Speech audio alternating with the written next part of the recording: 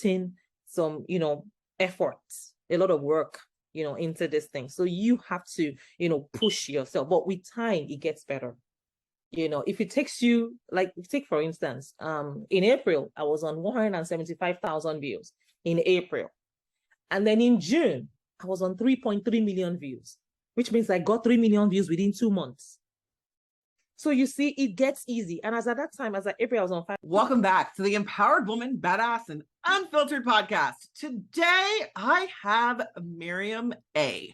I'm saying Mariam A because she has a Nigerian last name. I don't know if you know this, but I'm actually like 40% Nigerian. But anyway, and I'm very Americanized, and I do not speak any language but English. So I'm not going to butcher her name, but anyway, she is a powerhouse. She's got an amazing personality and such. She brings so much energy. And we're talking about how to start and grow a YouTube channel, like in 2022, because things with the online space have changed. She's a YouTube coach. She's a wife, mom, mother, student, fashion designer, so many things. And check the link below to her YouTube channel and just see some of this amazing personality she has. She's, like I said before, she's Nigerian, but she lives in California. Mariam, I'm so happy to have you today. Thank you for having me. Thank you so much. So I would start by, introducing myself. My name is Mariam Adepoju. And like she said, like Olivia said, I am a wife, a mom, a student, an entrepreneur, fashion designer, and a content creator on YouTube, and as well a YouTube coach. So I help people start their YouTube channel from zero and get monetized within 6 months, because I was able to do that myself. And I've been able to duplicate that for so many people, and they're getting the same results. So yes.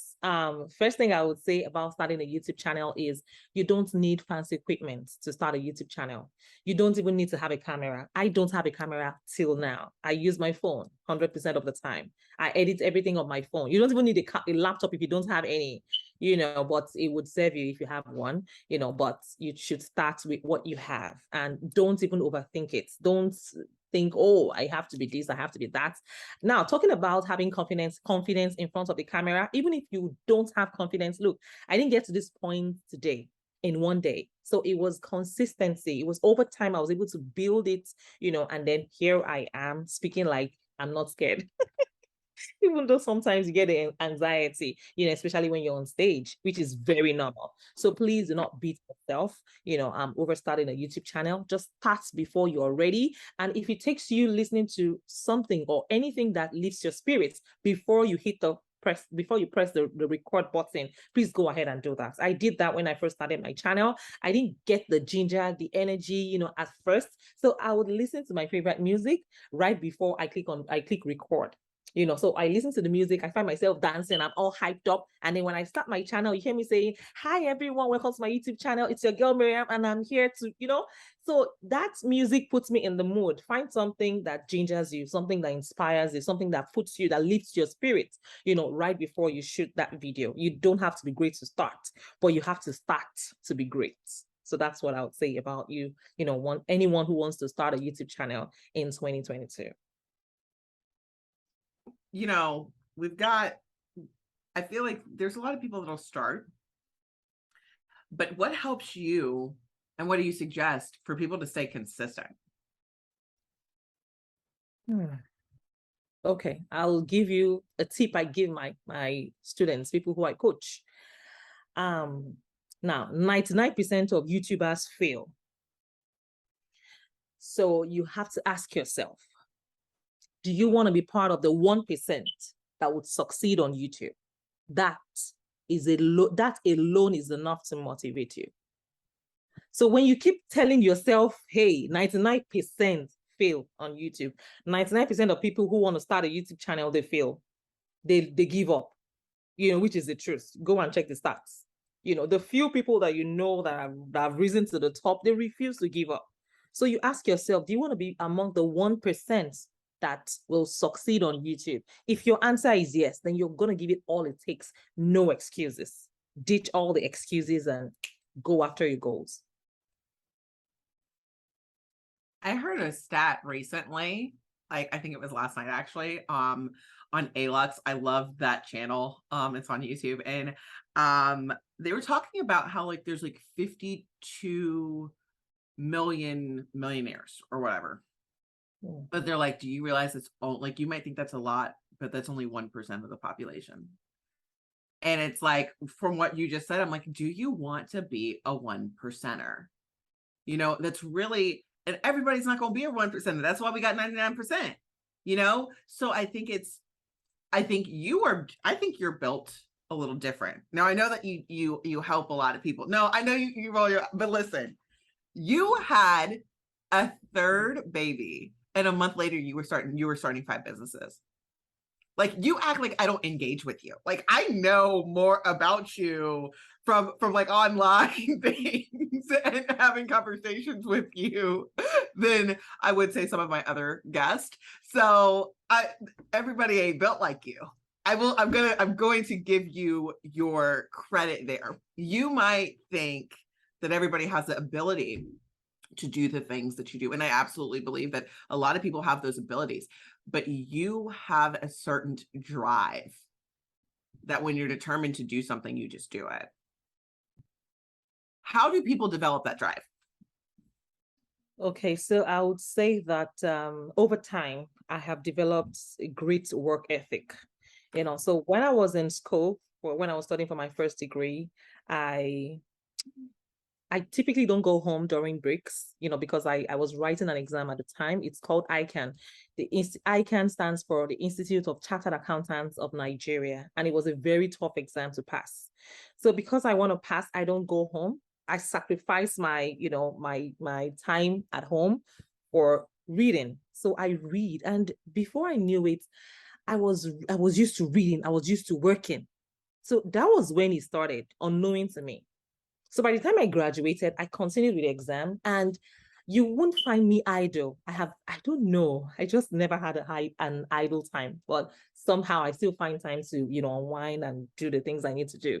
But because I've cultivated that great work ethic, by the time I moved to United States, it was easy for me. It was like, oh, there's a lot of opportunities here. Over there, you have to like sweat to find one opportunity. But here, there are lots of opportunities here. And I tell my people back in Nigeria, if you want to come to US, if you want to be successful in the United States, you are going to be successful. And if you want to be the other way, if you want to go the other route, there is room for you. So you have to choose your path. I'm telling you. There's room for you. Yes, there is room for you. If you want to be homeless, no problem. There is room for you. Yes. If you want to be successful as well, there is enough room, enough opportunity. All you need to do is just to be lazy. When you get to the system, just be lazy. Don't be serious with your life. No problem. You will succeed in that too. So you choose your path. So, would you say in order Mhm. to be a 1%er, you've Mhm. got to develop a lifestyle of having an impeccable work ethic? Yes. And you have to have that can-do attitude. You tell yourself, you look up to, if you have mentors, you tell yourself, if this person can do it, I don't care who it is, you can do it too. So if she can, then you can. It takes you to believe in yourself, to make these things actually come to pass. Because if you don't believe in yourself, no one will believe in you. So it starts with you first. You have to believe in yourself that you can do this thing. Nothing is impossible. In fact, it doesn't even exist in my dictionary. Impossible doesn't exist in my dictionary. So you tell yourself you can do it. If you tell yourself you can, yes, you can.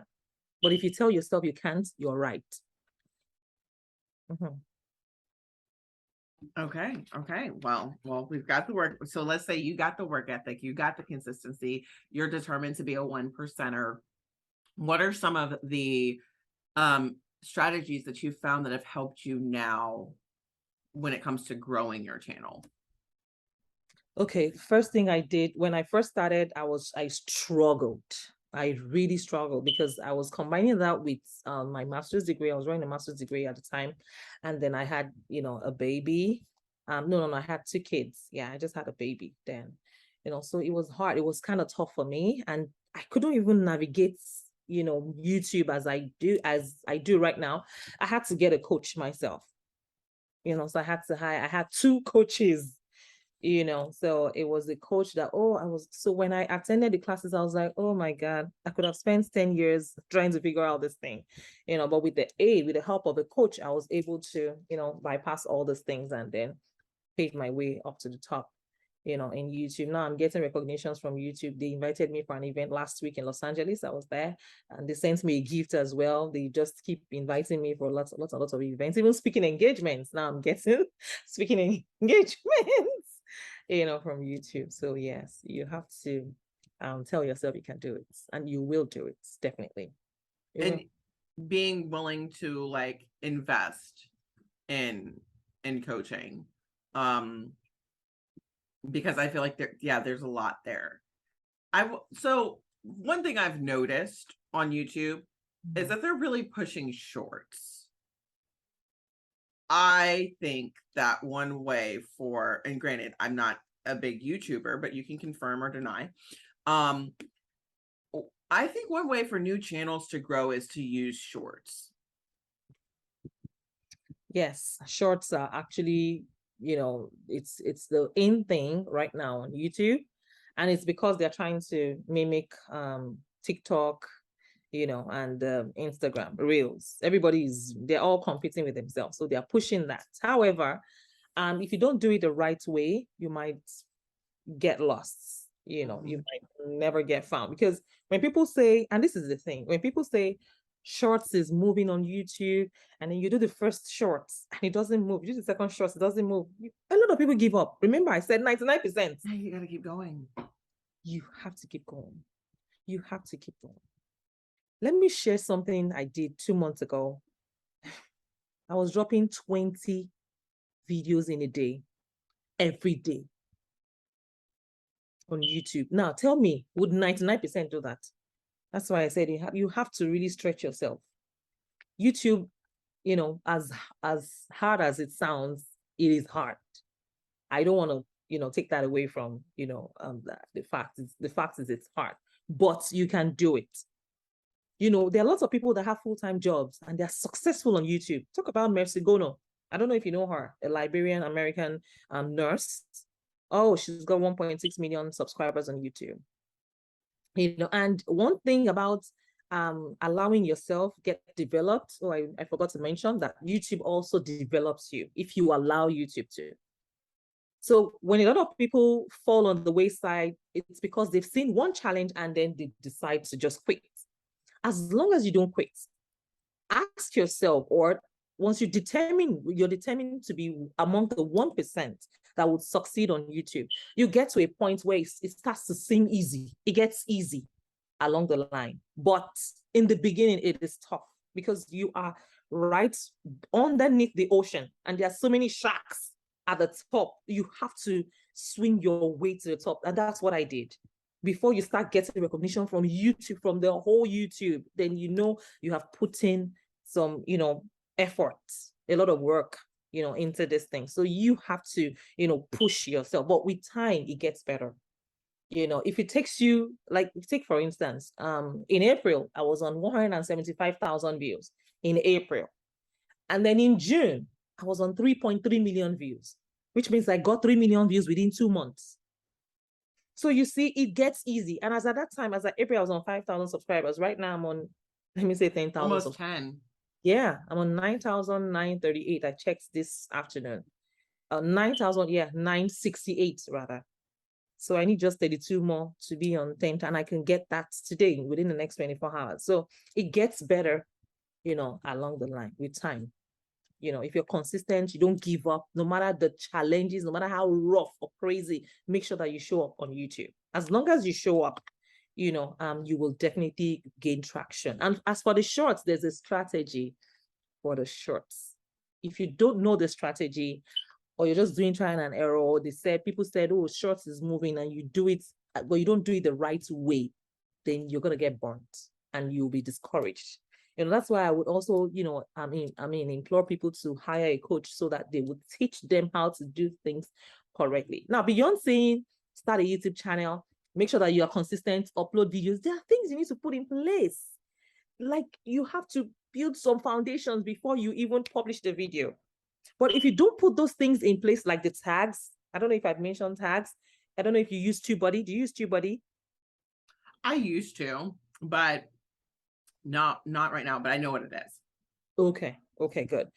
Putting stuff like that in place. I've even gone a step ahead of TubeBuddy right now. And if you can do that to yourself, now 90% of people find me on Google. They find my YouTube channel on Google. So you can imagine if you're able to get that right, you don't have a problem. Once you set the right, tools in place for your channel, set it up for success, you're good to go. You are good to go. So there's a smart way to actually run your shorts, and there's a not so smart way to do it. If you try the not so smart way and you do it once, twice, 10 times, you don't gain tractions, you're likely to just leave it. You're likely not to try it anymore, but there are certain things that you need to do. So let me give you a few tips, for your shorts. Make sure that you add for shorts, make sure that you add shorts as part of the title. So put shorts.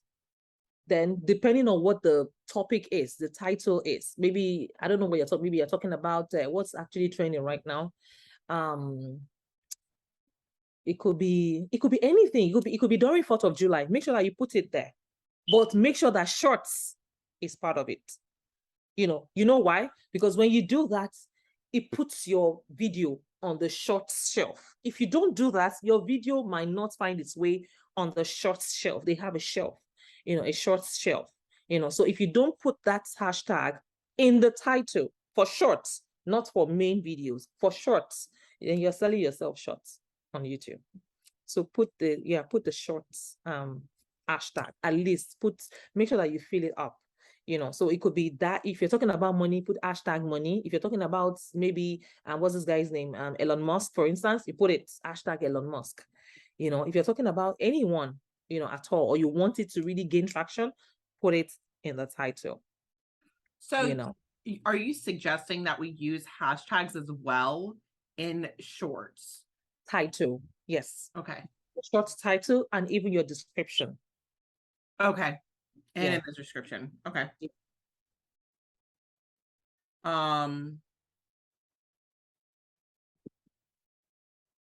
Yeah, because it's like you can literally make we talked about this before we started recording. Certain types of channels have certain different things. Like there's a basis for I feel like general educational videos, right? But then you get into the religious realm. You talk about the prophetic world realm, and it's just like there's no editing. There's just people talking. They might just be going live. They might just be but their engagement is insane. And they might not have 1 million subscribers, but they're making stupid money.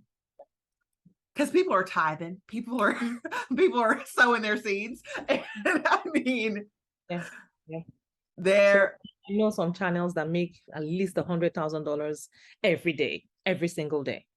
So, and such channels, you would find people sharing them all by themselves, because most of these religious channels, they have a way of would I say coercing, because they say it like, if you don't do it, God may punish you, or you won't get your blessings. And then people are bound by it, and then they start to share. They share it like their lives depend on it. If they might not share their friends' businesses, on their status, in their, on their WhatsApp status, on their Facebook, they will share this church program every single day, and they drop their they believe so much in those miracles and stuff like that. Maybe because they don't have a direct relationship with God, but these churches are making a fortune. They are making a fortune. Recently, one of the pastors, even in Nigeria, bought 3 private jets during the pandemic. 3 private jets and it has over 200 churches here in the United States. So they are making a fortune. Yeah, they're making a fortune. So once they go live on YouTube or any social media platform, people are paying. They have their bank account details, rolling on the streaming. They're streaming app, all like everything is streaming. PayPal, everything, and people are paying every second, and even after the event. And because I feel like the strategy is to grow on those channels are different than it would be to grow on, like, not completely different, but I watched this one girl, and she's not one of those people that's like really talking. She shares prophetic words. She doesn't even ask for seeds that much or anything. But I've watched her channel. She started her channel last year. She's got like 44,000 subscribers now, and within the first hour of her views, like it. But she just got this like I love watching her stuff. I do. It's so encouraging. A lot of them are like that. And I think it's a different, like, it's almost like Christian inspiration, which is so different than like the motivational videos with like Steve Harvey and Eric Thomas and stuff like that too. Like and Steve Harvey's name is even being used so much, like the motivational compilations and stuff like that, like just being put together, and like those are just really, like, those tend to grow popular. But like your makeup channels are going to be different, like.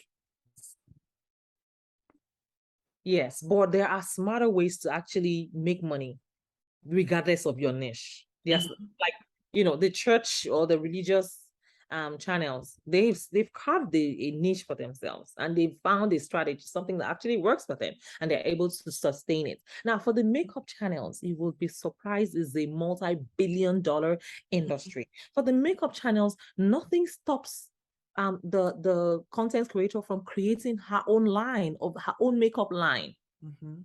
Everybody keeps saying, "Oh, the market is saturated. The market is." Look at what's her name, Rihanna. Forget the fact that she's already established. Rihanna joined. When did she join? Now she's a billionaire. So it doesn't matter who is doing the business with you, as long as you are focused. Remember, 1%. Apply the same strategy even in your personal business. 99% of business owners fail. That's the truth. When they try the first one, that's why you say, people say, "Oh, I've tried this business, I left. I've tried that business, I've left." People are still doing that same business, and they are killing it in the game. So you have to, find something that works for you. If you have a makeup channel, for instance, nothing stops you from developing your own what's it called, palettes, your eyeshadow palette formula, your lipstick, your lip gloss, all kinds of stuffs. If it's the what's it called, that powder, the blush powder, all kinds of foundation for different skin tones. Nothing stops you from creating yours, and you would advertise it like you are the only one that makes it. That's the secret of, pushing your own, promoting your own products. Like, you're the only one in the world that makes that product. So that's a way to push it. So I don't know what, regardless of the niche at all, you can always, if it's a hair channel, maybe you're always, look at your hair is natural, for instance. I mean, you can tell them these are the products that I use, and then you start to develop your own products because your hair looks really well moisturized. You tell them this is the secret. You design your own product and you start to sell. People will buy. They would buy. I'm telling you.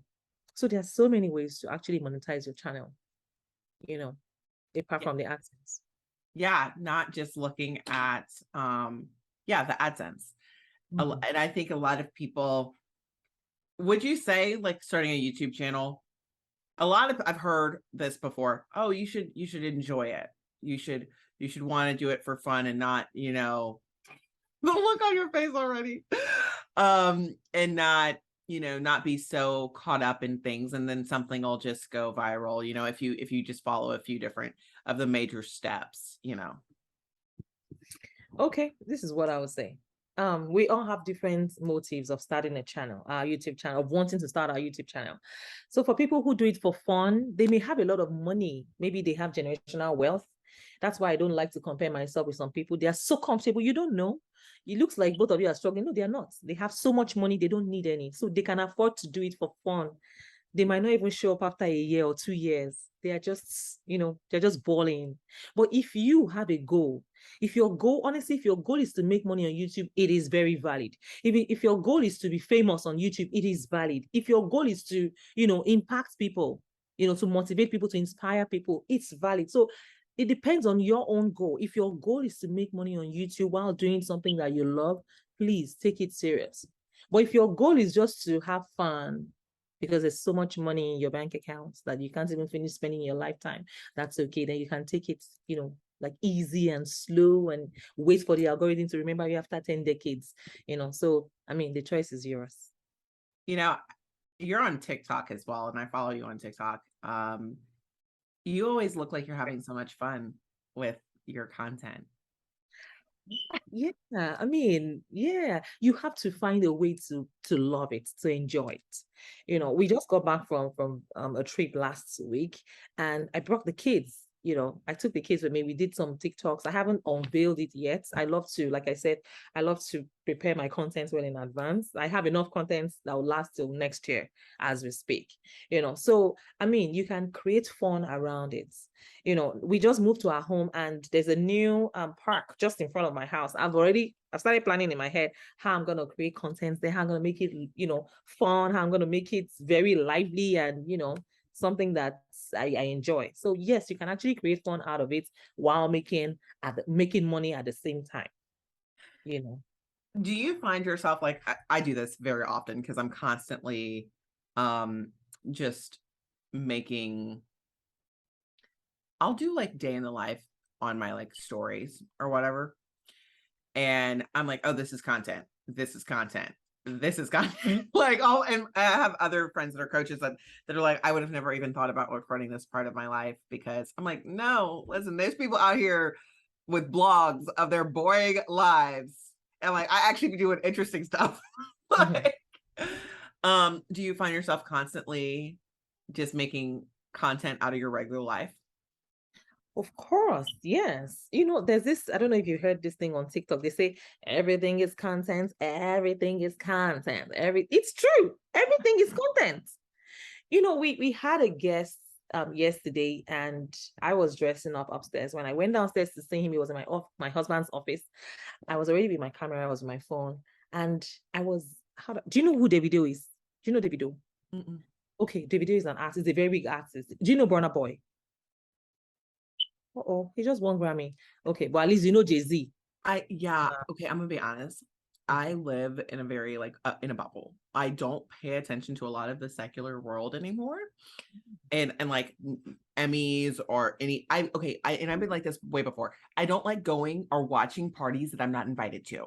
So I don't watch award shows because I just feel like I'm watching a party that I'm not invited to. So Really? So you don't watch comedies, kids? I watch, I want to watch Dave Chappelle's The Closer. I'm a really big fan of Dave Chappelle. But when it comes to like entertainment, I'm a very like I like to watch. I'm very just I'm very in my Bible. I'm very in the word. What entertains me? Sometimes I'll watch like comedy stuff, but like it's like regular people. I don't watch like I'm not a huge big name person. I like just everyday people, like some of the things that I feel like I can relate to. Like there's this one couple that I found on Reels that was like the, the lady got mad at her husband because she had a bad dream and like he made her mad in her dream, and I'm like, oh my god, this is me. Like when I find things that are relatable, like how stupid I act sometimes, I like that. So I really like supporting like, and I try not to be a consumer. I try to be more of a producer than a consumer. And so that's a lot of my reason. And I like to watch documentaries. Okay. That's so cool. But you know who Jay-Z is, at least. Yeah. Okay. So I picked up my phone yesterday. It was on my little tripod. And then I said, he hasn't seen me. I haven't seen him in about 7 years now. And then I took my phone, I went downstairs and say, guys, guess what? Welcome to my YouTube channel. I have Jay-Z in the building, and check out Jay-Z. Like, I haven't seen him. He hasn't seen me, but that was how I introduced him. That was live. So it's my everyday life. You can create fun out of it. So yes, that's something you can do to just bring life. When people see that, they'll be like, this person is very interesting. And the guy is expressing his shock. You can see the originality, in what it's not being acted. We didn't act it. It was just random. So you can create fun, doing what you do, what you love, rather. You can create fun out of it. Now, I will say I'm a very big Gary Vee fan. Very big. I'm a very big fan of his. And I love that he says you are the content. Like I'm a fan of Bradley too. The reason I'm a fan of Bradley is because I met him in person and I didn't know who he was. And I literally met him. Listen, this is a funny story. So he walks it because I work in a fine dining restaurant. He walks into my restaurant and I'm like, you remind me of Grant Cardone. And then you know what he says to me? I made Grant who he is. And I'm just like, who the fuck are you? Are you serious? And this was like right before COVID happened, like like January 2020. He went to go visit like Andy Frisella, and he's friends with like all of them and stuff like that. And I'm like, I met Andy and Ed in the restaurant like a few months back, like before that, and like that's how I found out who they were. and, and then I started like following them. It really kind of started my entrepreneurial journey too. So like just watching like some of his content and stuff like that. And like he also says it. He's like, I just put the camera up and just talk, like, because that's your life is your content. People spend all of this time. I'm saying this for a reason, because people spend all of this time trying to create something instead of actually being who they are. I think there's a big disconnect when you are online, and it's something that I feel like we would be doing the audience a disservice if we didn't talk about, because people tend to develop an alter ego or a whole different personality instead of actually showing up as themselves. True. Very true. So, and I think that's one thing as a content creator that you should bring to the table. Be yourself. Don't try to be like anyone else, because your tribe will find you. It might just be the way you talk or the way you look. They'll just, I like this person. I like this person. It's crazy. And they want to watch you. You don't have to be like anyone, because you can't even sustain it. And you're even doing yourself a disservice, because you can only be a better version of you. You can't be a better version of someone else. So you are the origin, you are the original. Don't try to be a photocopy, when you can actually be the original. So yeah, I would say bring in your A game. I mean, bring in your personality, bring in you, because your own tribe will find you, whether you like it or they will find you and they will click. Oh, I like this person. I want to watch this person's videos. I want to watch this person's channel. And before you know it, you start to grow. But just make sure that you remain consistent, regardless. Yeah, So, yeah. I think it's very important for people to show up as themselves. And I think that, to be, in order to truly be a real one percenter, you've got to be comfortable with the person that you are. Absolutely. Yes, you have to. You just have to just be yourself and stop thinking about what anyone thinks about you. That's it. That's something that sets a lot of people back. When they start thinking, would they think I'm lousy? Would they think I'm talking too much? You start to second guess yourself, and then you stay back. Now, all the people you're even thinking about, they're not even thinking about you. They don't even care about you. So punch fear and perfection in the face. Don't care about who is looking at you or who is judging you, and don't judge yourself. Just be yourself. Your tribe will find you. Just do you, the world will understand. Having a learner's mindset, being willing to learn and just keep going, learning, going, implementing what worked, scratching what didn't, only being in competition with yourself. I think that those are very important things. I also enjoy, I'm gonna start using those tips with the using the hashtags in the shorts, because I didn't know, like, I just wasn't sure on, granted, I didn't do much research, and I realized from just literally trial and error of just like, okay, we're gonna just start putting our reels and stuff like that on, repurposing them on our shorts. We're just, because I don't use trending sounds very often, because that's not really what I'm not looking for specific things. I also realize a quick way to get the wrong audience is to put out content that is not for your intended audience. So I'm not trying to just grow super fast on different platforms for the wrong reason. I'm trying to be very intentional about those things. And yeah, sometimes trending sounds are pretty decent. Other times it's like, that's not really the message I'm trying to even get across. So you are pushing for organic followers, organic audience, people who really want you for who you are, not because they just found you somewhere and, oh, okay, she used the same sound as this person, let me just follow this person. That makes sense. That makes a lot of sense. So yeah. I would say, but sometimes you might need trending sounds to, really push your products or something you're promoting. Take, for instance, it might not even be trending sound. It might be something that is trending right now. Last week, was it last week? Two kids they were racially, they were treated some type of way because they were Black kids at Disney. I don't know if you heard about it. They were trying to shake the what's it called, the guy that wore the mask at Disney. No, it wasn't Disney. Sorry, Sesame. It was Sesame Street, like the Sesame. So those kids, those two Black kids, were trying to say hi, and the guy just left them and did this to them and walked away. So lots of celebrities actually spoke about it. So people started making content around it, saying, oh, despite all that is happening, all around the world, we are spreading love. So you can use that same, trend, something that is trending, to also promote. Might not be in terms of music or Yeah. trend. You can use trends to also push what you're doing.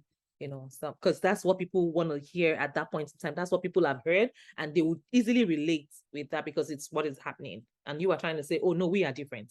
We're pushing love here. We're pushing positivity here, on this channel or on this page. So you can use it, to your advantage in that regard. So being creative with trending sounds, yes, specifically for your niche. I've also found that a lot of people, and I've noticed this recently, people have been copying people and being called out on it. Like, I don't know if you, and I didn't even know about these people until I found out about the copying. This one mother that was a TikTok mom, and she like would post about like the struggles of motherhood and stuff like that. And then there was another woman that was just straight up stealing her stuff. And then, but I heard about it because of like the marketing PR from it. Like when you clap back and aren't even really sincere or whatever, like in your stuff. I don't know if you know what I'm talking about. I get what you're saying. And so like when you basically you own up to like, yeah, I stole it, but she's just mad because I got more views off of it. That's clouds chasing. They do it a lot. I'm telling you. People are people are something else. Yesterday I saw a picture of two ridiculous pictures. A lady went to a dealership, she brought flowers, put it on the car. She brought, lots of stuff. She bought an empty Louis Vuitton bag, empty Louis Vuitton packaging, and then she took pictures, took pictures and sent it out. And the company, the car dealer, had to leave a comment. She's not a customer. She did not buy this car. She brought the flowers. She brought the empty Louis Vuitton, packaging. There's nothing inside the Louis Vuitton bag, She's to take pictures. So people are just going crazy on the internet, and it went viral. I think it's also on Twitter. Another lady got engaged. Well, she said she got engaged and she used somebody else's hands. It was obvious. Yes. So somebody else got engaged, her hands were, well manicured, well painted, and she used the same hand. So when the lady said, oh, guys, guess what? I'm engaged now. The owner of the hand came and said, with my own hand. It's crazy. The world of social media is something else now. But I think that goes back to just being yourself. Yeah. And for me, I'm very big about putting out authentic, real content. And I'm so disgusted by people that don't do that. So yeah, this is, you're opening my eyes to even more of the trying to find, realness in a world that is so filtered. Very true. Very true. It's it's something else, honestly. But the thing is, most people want shortcuts when they can actually do it themselves. They can build everything from the scratch. They can find their own tribe, from these people that would take you, that would love you for who you are. No matter the content you drop, some people are willing to watch it from A to Z. Anything you put, they're like, oh, she has dropped a new video, let's go check it out. And another thing is, your enemies are going to watch your videos too. Mm-hmm. Yes, your friends are going to, and your enemies are even going to watch it more. They may not subscribe with their real faces, that's with their real account, so that you don't know that they are stalking you, but they will definitely watch your channel. So keep putting contents out there. Whether you like it or not, your people will come and watch. You've got to be mentally strong too to be able to handle the negative comments. You know, you've got to, like, that's one thing that just, not necessarily from being a YouTuber, but from stuff on Facebook for myself, you know, just being able to deal with backlash from other people and not caring about the opinions of people. What are some ways that you handle the negativity? Well, I think when people come with negative energy, just know that it is them. They are the problem, not you. So you don't even allow it to bother you for a second. You know, imagine if you're happy, you know, it takes someone that is happy to make others happy.